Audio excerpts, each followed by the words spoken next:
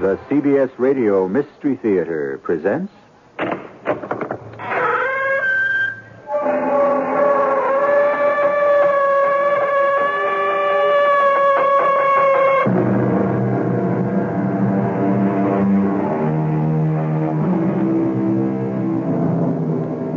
Come in. Welcome. I'm E.G. Marshall. I embroider the world upon a loom. I decorate with dreams my tapestry. Here in a little lonely room, I am master of earth and sea, and all the planets come to me. The spinner of fancy, the weaver of dreams. Man was born to do and dare, and if he cannot do and dare while awake, then he will do and dare when asleep. And 1,000,000 years from now, will it have mattered much? And you believe that mumbo-jumbo fortune-telling nonsense? It's coming true. Oh, what's coming true? Her predictions. She said we'd be in the ocean. This is only New York Harbor. It's still part of the ocean. Yeah, she said we'd be on a ship. This is only a ferry boat. But it's still a ship. All right. She predicted fire. Where's the fire? The fire. Well. Malone! Malone, help me! Help me! What is it? What is it? I'm burning! I'm burning up!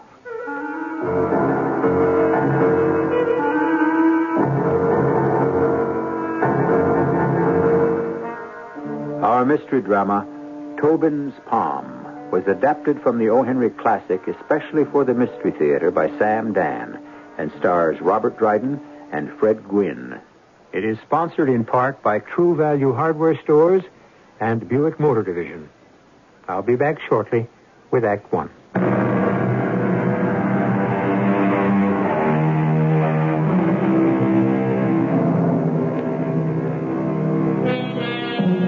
Shakespeare wrote of star-crossed lovers. However, many of O. Henry's lovers only had their wires crossed. This was probably because neither the telephone nor the telegraph existed during the lifetime of the Bard of Avon. Well, whatever it is that crosses young lovers, ancient, medieval, or modern, it is the stuff of storytelling, and meat and drink to a storyteller like O. Henry. And since this is a story that deals with fate, irreversible, implacable fate, we shall ask the master himself to tell it. It so happens I'm part of the story. I'm a character in it. But I don't enter till pretty close to the end. And when I do, I won't know anything that's happened up until the time of my entrance. Furthermore, I won't even use my right name, William Sidney Porter, or even my legitimate alias, O. Henry. For reasons of my very own, I shall call myself Mr. Maximus G. Friedenhausman. Now, you remember that name, Maximus G. Friedenhausman. Well, however, too much explanation is like too much yeast in the bread or too much water in the bourbon. Let's get on with the yarn. Our hero is a young fellow named Daniel Aloysius Tobin, as bright and handsome a lad as was ever produced by the land of the green. But as we encounter him tonight in a Manhattan watering place, his true color is blue. Do my eyes deceive me, or is it Daniel Aloysius Tobin? Oh, leave me, Malone. Leave me. This is Daniel Tobin. This teary-eyed Hulk. This sad, lugubrious... Malone. Can this be Daniel Tobin of the sweet voice, the light heart, the dancing smile? I've lost her, Malone. Lost her. Lost who? Her. Is there more than one her? I've lost my own Katie Mahorner. Katie Mahorner? Katie Mahorner. My very own Colleen from County Sligo. What am I to do? I've lost her or she's lost me. Now, what am I to do? Why, find another man. Oh, no. Another like Katie? It happens every day. What happens every day? The story. What story? What story have we been talking about? The story of Katie Mahorner. Well, how could it happen every day? There's only one Katie Mahorner. Why, there's 100,000 Katie Mahorners. Now, how is that possible? That's because she isn't always named Katie Mahorner.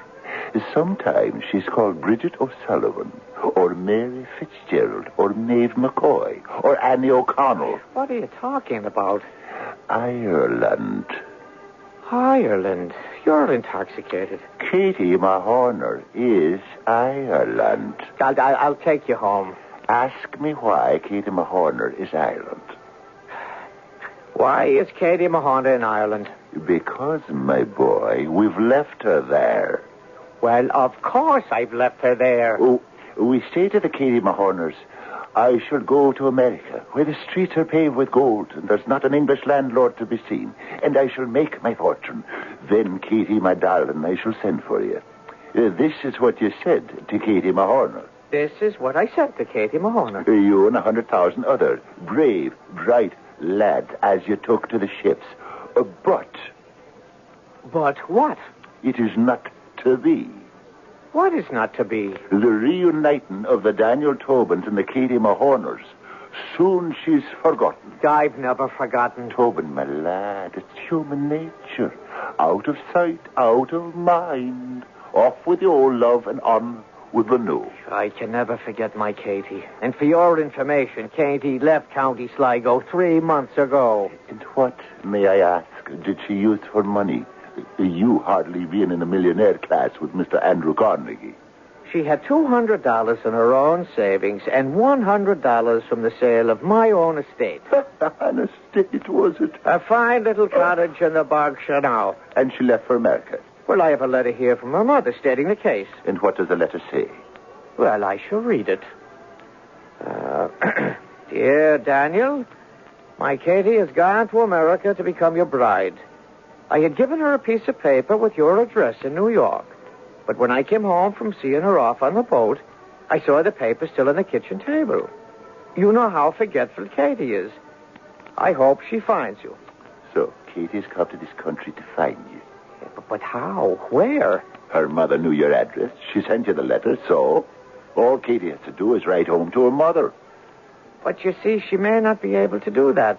Not be able to write home to her mother? How is that possible? Malone, my Katie is a pearl, a jewel, a treasure. But she has this flaw. She can't remember. She can't remember what? Anything. A lovely girl, a diamond, Malone, but so forgetful. So it's possible she cannot write home to her mother because she's forgotten her mother's address. To forget the address of one's own mother, it's awful. Oh, listen, go away, Malone, and let me suffer in silence and peace. Never say die, Tobin, my lad. Die it is, Malone, because there is no living without her. How is she to find me in a city of 4 million people, 5,000 streets, 10,000 saloons? No, it's fate. Of course, fate. But everything in life is fate. This glass of beer you're now lifting to your lips. Off with you, Malone. What was this glass of beer once? The contents of that golden glass was once golden grass, grain, barley, hops that grew in a lush and beautiful field. A green field in Ireland. No, more like Kansas. But my point is... Yes, what is your point? A single flower, a single blade of grass, you follow? Growing up from the earth, the thick, rich, black earth of Kansas. What is the point? Reaching toward the sun, the warm and nourishing sun. We have also reached the end of my patience. Suddenly it's separated from its roots by a sharp, cold, cruel steel blade. It is carried away and bundled and crushed and macerated and boiled and steamed and cooled, and it becomes a few drops of the flowing liquid that is now in your glass. And there is a moral to this little story? A moral, no. A meaning, yes. It was the fate of this blade of grass to become a glass of beer for one Daniel Aloysius Tobin. Fate. That is what is known as fate. Now, ask me what this has to do with Katie Mahorner. What has this to do with... It is the fate of Katie Mahorner to become the bride of Daniel Tobin. Or it is not the fate. Is that true? That's true, I suppose. Now, ask me another question. Ask me if this can be ascertained. Can this be... Beyond the very shadow of a doubt. come with me Where? to Coney Island Why? so that you may learn your fate.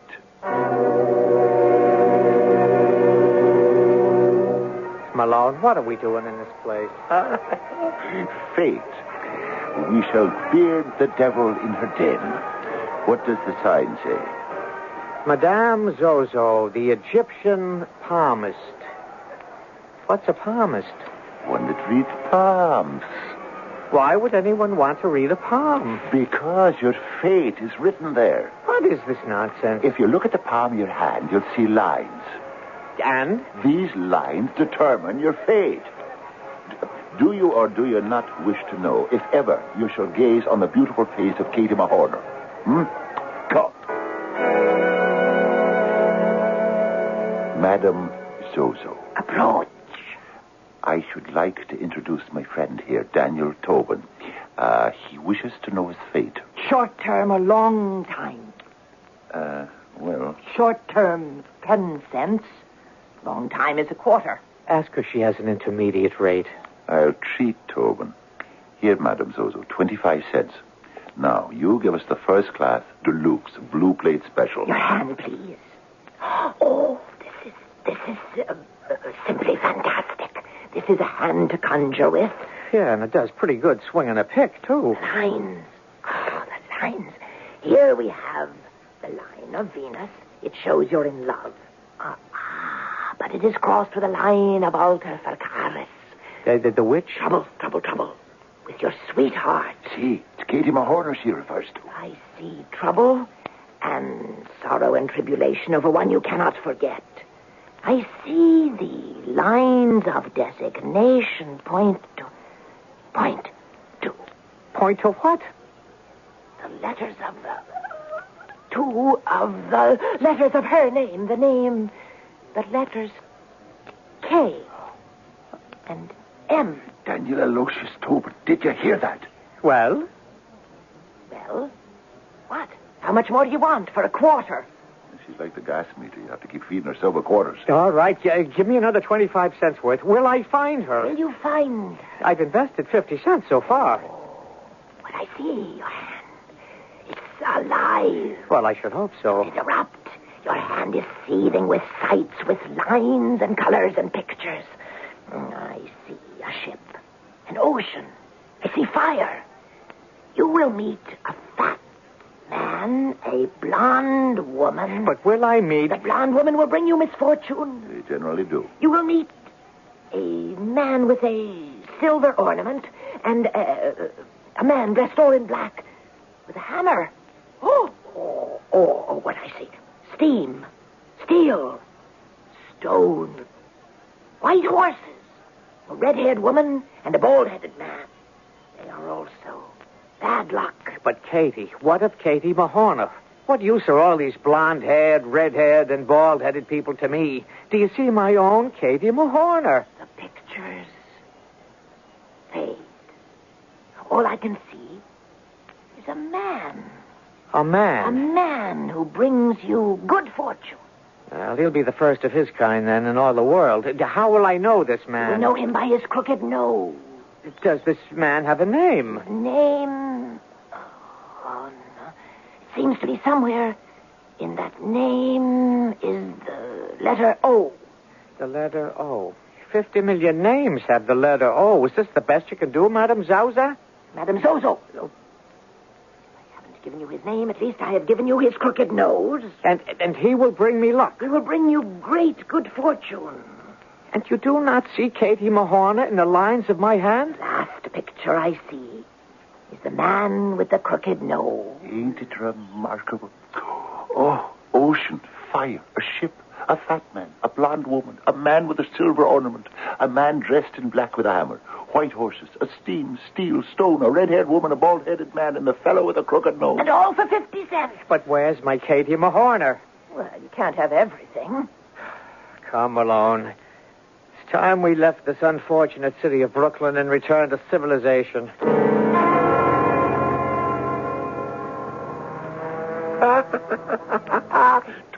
Tobin, my lad. See, the prophecy is coming true. What's coming through, Malone? She said it. Madame Zozo predicted it. She said you would see the ocean. But this isn't the ocean. No? What is it then? It's the body of water that separates Coney Island from Manhattan. It's the ocean. The Atlantic Ocean. The self-same ocean that washes the shores of the County Sligo on the Emerald Isle. And this is a ship, just as she said. This isn't a ship. No. What is it then? A ferry boat. Any fool knows that. The ferry boat between Coney Island and the west side of Manhattan. Doesn't it have motors? Doesn't it have cabins? Doesn't it have this deck we're standing on? Doesn't it have a wheelhouse with a captain? Doesn't it have... What, doesn't it have what? What are you staring at, Malone? Doesn't it have a fat man and a blonde woman? Where? Standing right there at the railing. But the world is filled with fat men and beautiful blonde women. But Madame Zozo... Madame Zozo said there would be fire. Where's the fire? Yeah! Tobin! What? I'm burning up! Help me! I'm burning up! You were there. You heard the predictions. The ship, the ocean, the blonde woman, the fat man, the fire. And just like that, here they are. The future. Is the future spelled out for all to read in Daniel Tobin's palm? Well, I can predict what's going to happen in the next few minutes. Then I shall be back here with Act 2.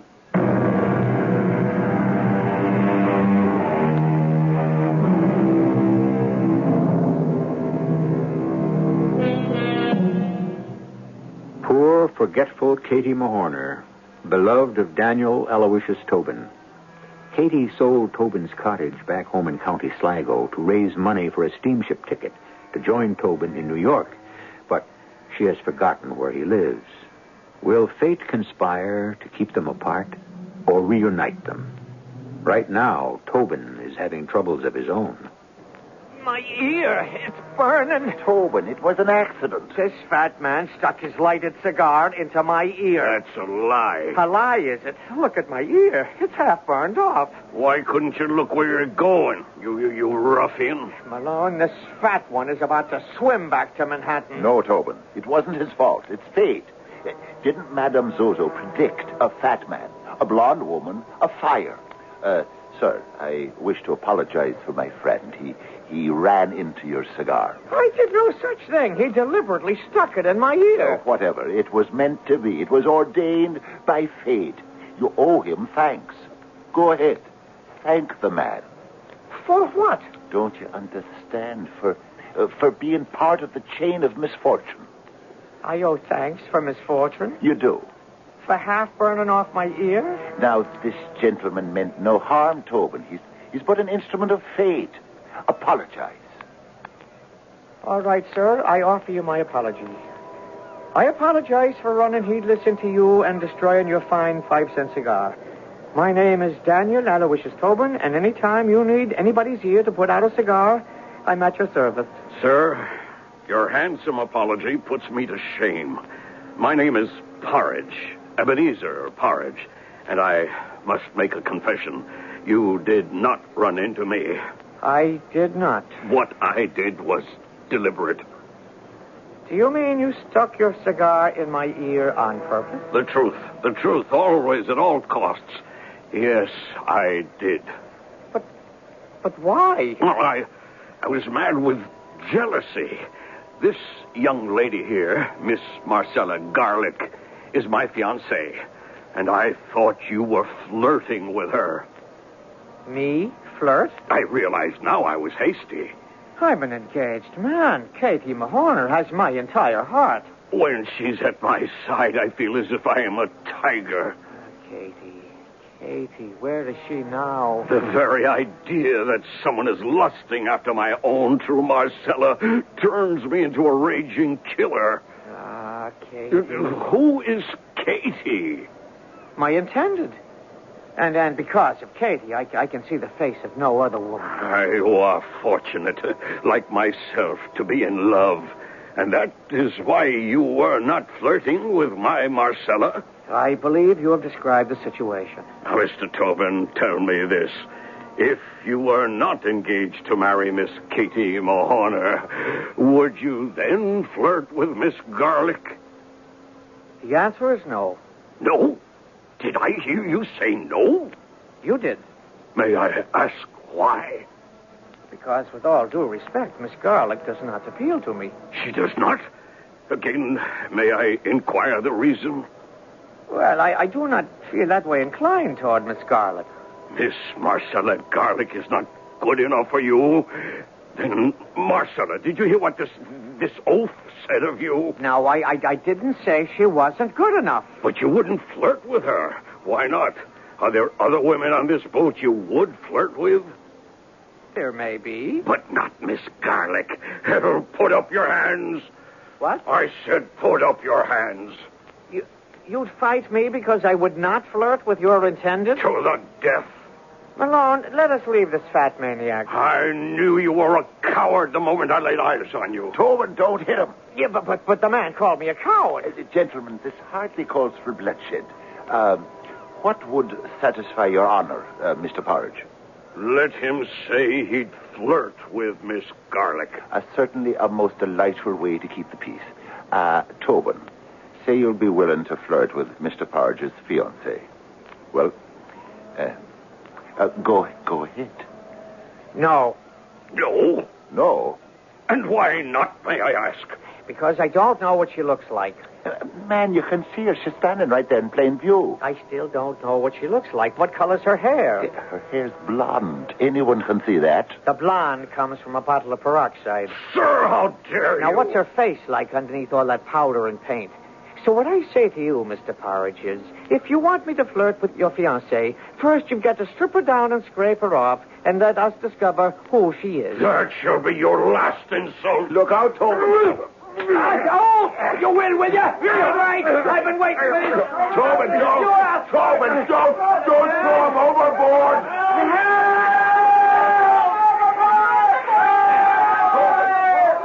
Tobin, you maniac. You maniac, you. Where are you going? I'm going in there after him. You fool, you can't swim. Somebody else will save him. Come on. Where? Where do you think? Down in the saloon deck, the other side of the boat. Let's get lost in the crowd. You can get 30 days for assault, man. Yeah, but he assaulted me. You threw him in the water. Come on, don't ask questions. There's a policeman coming this way. All right, come on. I know where to hide. It's no use, Tobin. Down these stairs. I know the head stoker on this ferry. He'll hide me in the engine room. You there! Whoops. Stand still in the name of the law! Oh, you can't escape. Well, have you lost your senses? I'm to be arrested. Even so, you must stand right here. I'll do no such thing. You must. I won't let you escape. John Malone, my best friend, are you selling me out? Hold on. There's no time. That policeman's almost here. I can't let you. Let go of me, Malone. The policeman. Look at the policeman. Remember what Madame Zozo said. You will meet a man with a silver ornament. She meant a policeman. See, his silver badge. Malone, if I go to prison, I'll never forgive you. What have I got to do with it? It's written in your palm. You there! You're under arrest! Now, officer, I was standing peaceful at the rail with my friend. That's what they all say. Don't fight it, Tobin, my lad. See the badge. What a beautiful silver ornament. Oh, how wonderful fate is working for you tonight. How marvelous. Is that a fact? I get my ear half burned off. Oh, it's not that bad. I'm placed under arrest like a common criminal. You'll be vindicated in the end, you'll see. Officer, I'm telling the truth. It was self-defense. Don't tell it to me. Tell it to the judge.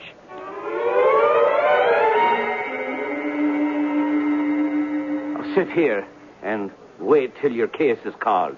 Well, what will happen to me? You won't be hanged, at least. I don't think so. Whatever happens, Tobin, my lad, happens because of fate.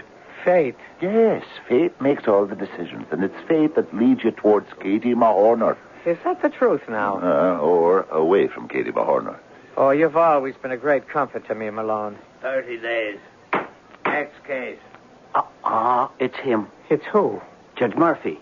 30 days. Next case. Well, what about Judge Murphy? All I can tell you is you're going to get 30 days. 30 days? But That's what he gives everybody. Doesn't matter what you did. You played innocent or guilty. When it's all over, he says... 30 days. Next case. 30 days? How can I go to jail for 30 days? The prophecy, the prediction, it's all coming true. Madame Zozo said there would be a man dressed in black. That's the judge in his robes with a hammer. See? It's his gavel. Oh, we should never have gone to that crazy Madame Zozo. It would have all come out the same way. This is your fate. How can you fight it? Cheer up, Tobin, my lad. I'm with you. I'm with you all the way. 30 days. Next case. That's you. What's the charge, officer? Assault, Your Honor. He threw a man off the Coney Island ferry boat. What's your name? Daniel Aloysius Tobin. How do you plead? Well, Your Honor, guilty. 30 days. Next case. But, Your Honor, I wasn't exactly guilty. Then do you wish to plead innocent? Yes, sir. Very well. 30 days. But, Your Honor, I have an explanation. No. What do you want to bother with that for? Isn't every American citizen entitled to habeas corpus or rigor mortis? I'll take it under advisement. What I did was for the man's own benefit. Is this going to be a long explanation? No, Your Honor. It's most unfair of you, Mr. Tobin. With the line of people waiting to be sentenced, waiting for justice. We have to keep moving. Now, did you, or did you not, throw a man into the water from the Coney Island ferry boat? Yes, sir. But I had a good reason. What was it? To cool him off. Which is exactly what we propose to do for you. Place you in a nice, cool cell. 30 days. Next case.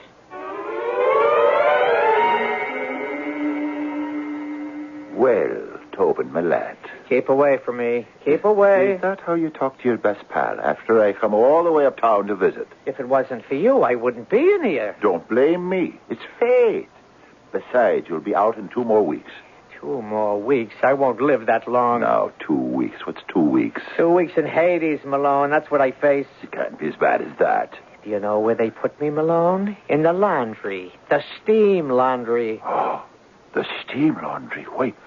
Why, that's marvelous. Oh, leave me, Malone. Leave me. But don't you understand? It's bad enough I got 30 days in the steam laundry for assault, but if you say another word, I'll get the rope for murder. Don't you know what it means? Madame Zozo's prophecy is absolutely accurate, and it's unscheduled.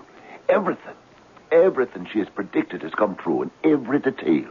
The ocean, the boat, the fat man, the blonde woman figure, the man with the silver ornament, the man dressed in black with the hammer, and now steel, stone, which is the prison, and steam, the laundry.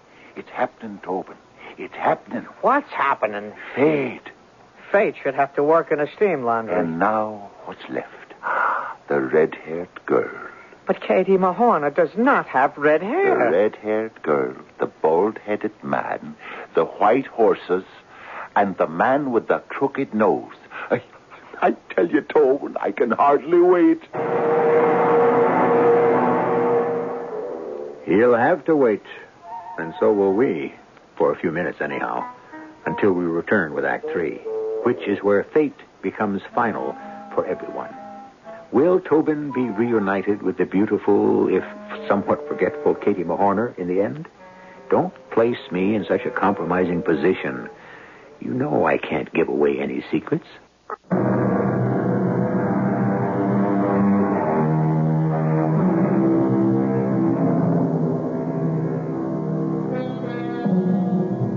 I could not love thee half as much, did I not love honor more. Yes, some of the most beautiful love poetry in the world has been written in prison. Daniel Aloysius Tobin, who is madly in love with Katie Mahorner, is also in prison. But he's not writing poetry. He's sweating away his sentence in the steam laundry. Well, as you know, all things come to an end, even Tobin's 30-day sentence. And on the day of blessed release, he is met at the gate by his faithful friend Malone. Tobin, my good lad. You keep a safe distance away from me, Malone, or I shall not be responsible for my actions. Is this the way you talk to your best friend? What a sad, pathetic creature I am to have the likes of you for a friend. Come, Tobin, I'll buy you a drink. No, I want nothing from you. You shall introduce me to no further mischief. Aye, you're holding me responsible. Well, if it hadn't been for you, I would never have had my ear half burned away. An exaggeration. I served 30 days in the workhouse. Is that an exaggeration, too? Tobin, it's fate. Your fate is written in the palm of your hand. And now we must look for the red-haired girl. Which red-haired girl? The one Madame Zozo said we would meet. Remember? The white horses, the red-haired girl, the bald-headed man. No, I don't want to meet anyone else. But these are all the people who will lead you to Katie Mahorner. No. If fate decrees that I'm to meet Katie Mahorner, then I shall meet her without white horses and red-haired girls and bald-headed men. And men with crooked noses, don't forget. No. Now let me be, Malone. I shall go my own way to my own small room, and there I shall sit and wait. But you cannot avoid the rest of those people. They are already in your palm. Well, they will have to do the best they can without me. And Katie Mahorner. What will be? But? No, I'm going home. My mind's made up.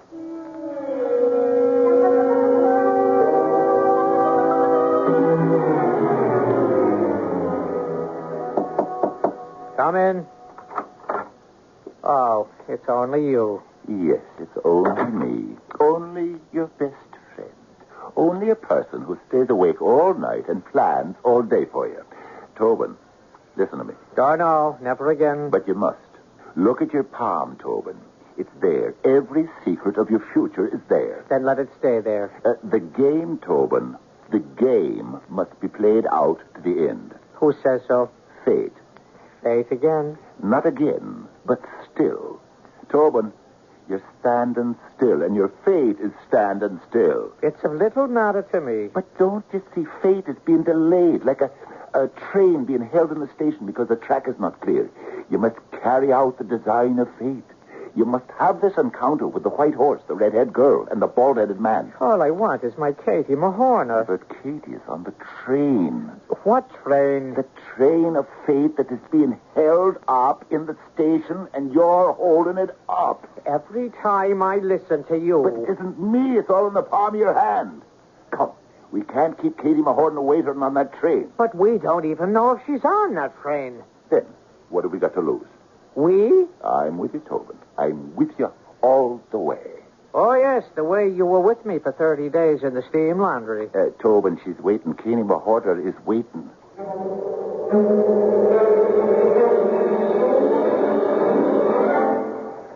Well, I must say, the streets are filled with horses, red-haired women, and bald-headed men. Yes, Tobin, my lad, but not in combination. Malone, why can't you leave me in peace? Because there is no peace for you until you find Katie Mahorner. There's no peace for me till I'm rid of you. Tobin, look. There, across the street. Well? Sitting in that carriage, a girl. A beautiful girl with red hair. Oh, Tobin, can you mistake that flaming red hair? And the horses, white horses, 2 white horses. Now where's the bald-headed man? A man? A tall man is headed for the carriage. Is he bald? I don't know. He's wearing a hat. If he's bald, these are our people. Wait a minute. Wait. He's stopping to chat with a lady on the sidewalk. He takes off his hat. Tobin. He's bald. Not a hair on his head. What's supposed to happen now? Wait, Tobin, for a sign. It was foretold. The white horses, the red-haired girl, the bald-headed man, they will lead you to a man with a crooked nose, who in turn will take you to Katie Mahorner. I don't believe a word of it. Wait. For what? Tobin, look, the horses, they've gone mad. They're going to bolt. Tobin, you madman, where are you going? Easy there. Wait, whoa. Easy. Whoa there, fellas. Everything's going to be just fine. Whoa. There, that's it.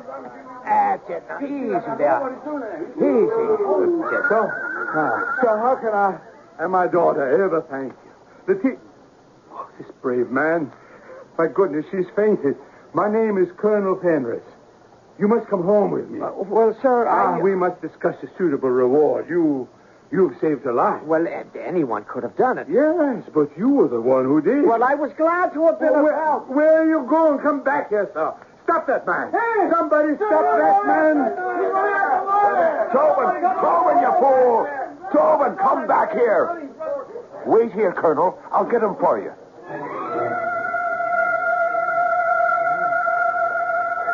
Tobin.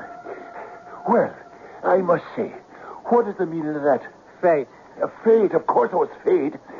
Do you know who that was? Colonel Fenris, the millionaire. And you ran away from him.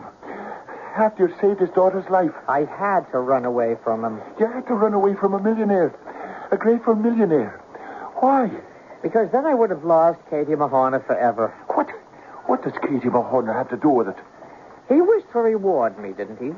And what would the reward have been? Letitia? Letitia? His daughter, Letitia.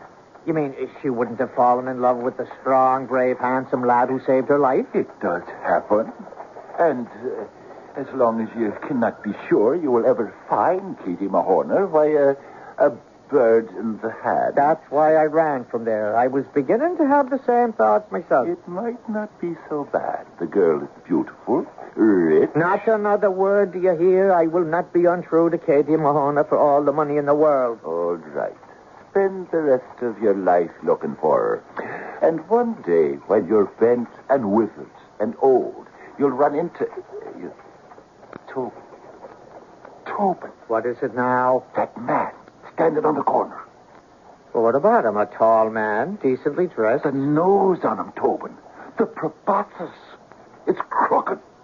Right, yes, that I admit. It makes two twists from bridge to end like the wiggle of a snake. He's the one Madame Zozo told about. Well, that he may well be, but I'll have no part of him. But Tobin, he's the end of the bad luck. There is no end to bad luck. I'll never find my Katie. Tobin, it must be played out to the end. Otherwise, you'll never know. All right. But this is the last of it. Well, good evening to you, sir. Good evening. Might I inquire as to your name? My name. It's Maximus G. Friedenhausman. Oh, that's a good size. Do you spell it with an O anywhere down the length and breadth of it? No. Do you see him alone? He's not our man. Sir, you are in the presence of myself, John Malone, and my young friend, Daniel Tobin. I appreciate the honor. And now, since I cannot conceive that you would hold a spelling bee on a street corner at midnight, would you name some reasonable excuse for being at large? Well, she said we would meet you. Who? The Egyptian palmist. And now you found me. Well, my good luck is supposed to begin. And what is supposed to happen? Well, I will find her. Well, who is she? My fiancée from the old country. Have you misplaced her somewhere? The fact is, sir, she's misplaced herself. Tell me more about her. There's nothing to tell, and I can't waste any more of my time standing on a street corner with a gentleman as homely as yourself. But I must know about it. And what affair is it of yours? My walk in life is the literary. I wander about in the night seeking idiosyncrasies on the earth and the truth in heaven. And it's my hope to write a book to reconcile it all. And you'll put me in the book? No, not yet. The covers couldn't hold you. You see, Malone, the fortune teller has betrayed us. He has the crooked nose, but what else can he offer? Hospitality, gentlemen? Hospitality? The saloons are about to close. Well, why not come to my place? It's just down the street. Well, no, thank you. Tobin, can we reject this gentleman's kind offer? A free meal? Is this the good fortune that was predicted? I tell you, the axe will fall. What axe? Very well. I've been burned, suffocated, and almost trampled to death. What could happen to me now? I see by the signs that my wife is retired, but the maid is up. So what do you gentlemen say to some fine cold fowl, a bottle or two of ale, some cheese? Well, I'll tell the girl to prepare it. You excuse me. These fellas who write, all they want to do is turn you inside out for their purposes. He seems pleasant enough. You want a book to come out exposing your innermost secrets?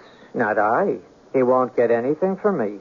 And don't you say a word about Katie Mahorner, do you hear? I won't have her indecently exposed in some cheap book. But it may not be a cheap book. And besides, if she read it, she'd know you were looking for her. Hold on. Maybe this is how you find her. He writes the story. You hold on. If you so much as mention the name Katie Mahorner, I'll... Let go of my throat, Tobin. You promise? I promise. Well, gentlemen, I hope you enjoyed our little repast. Well, yes, thank you. And now I think we'd better leave. So soon. Well, thank you for your hospitality. Malone? You say you're looking for your fiancée? Did I say that?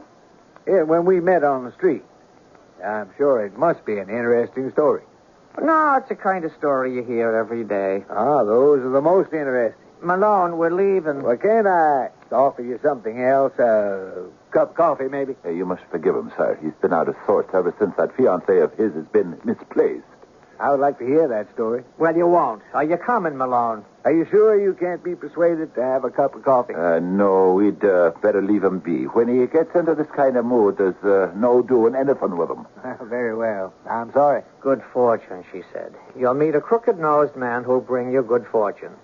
Is this the good fortune? A cold chicken, a bottle of ale, a chunk of cheese? And a cup of coffee. I say, thank you, sir, and good night. Tobin, smell that coffee. This best cup of coffee in New York. Well, enjoy it without me. Everyone marvels at how she makes it. After all, she's just a green girl just landed here 3 months ago. Oh, there you are, Katie Mahorn. Set it down. Katie! Why, it's...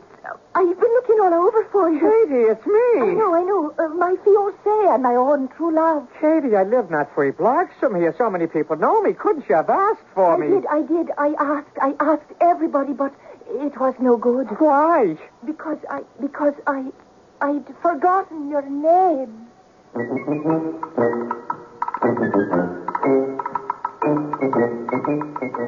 Now, what do you suppose that means? What does it matter?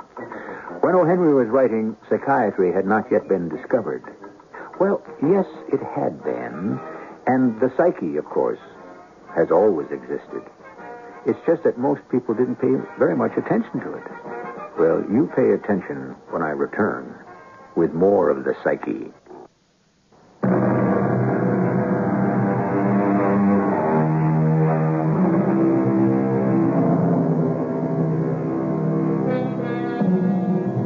Where is our fate written? It depends on who you listen to. Some say it's written in the stars. Some say it's written in the books of the gods. And some say, as we have heard tonight, that it is written in the palm of our hands.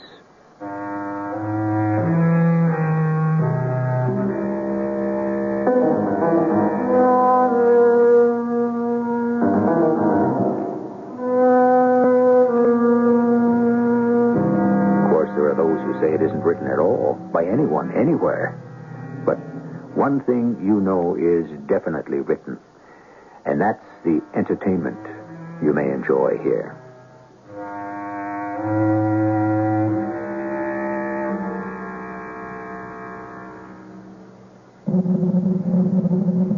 Our cast included Robert Dryden, Fred Gwynne, Jack Grimes, Marion Seldes, and Gilbert Mack.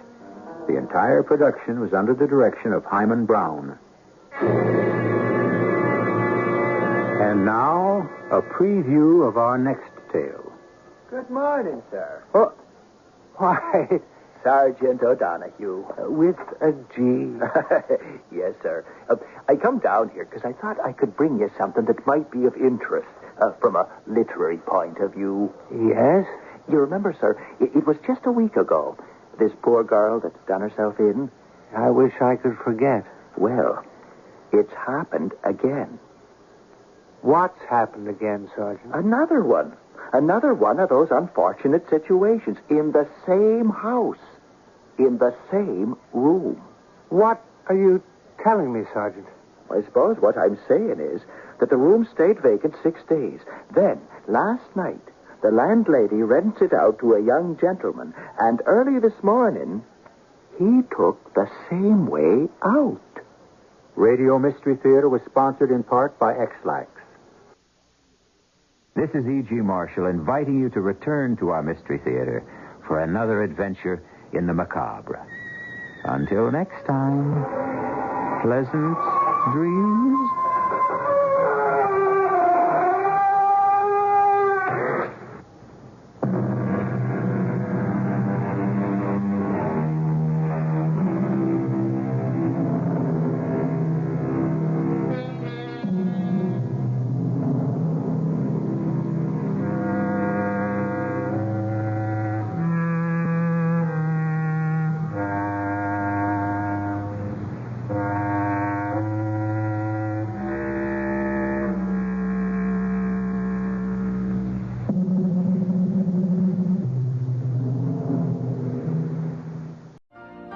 You've been listening to the OTR Gold Network.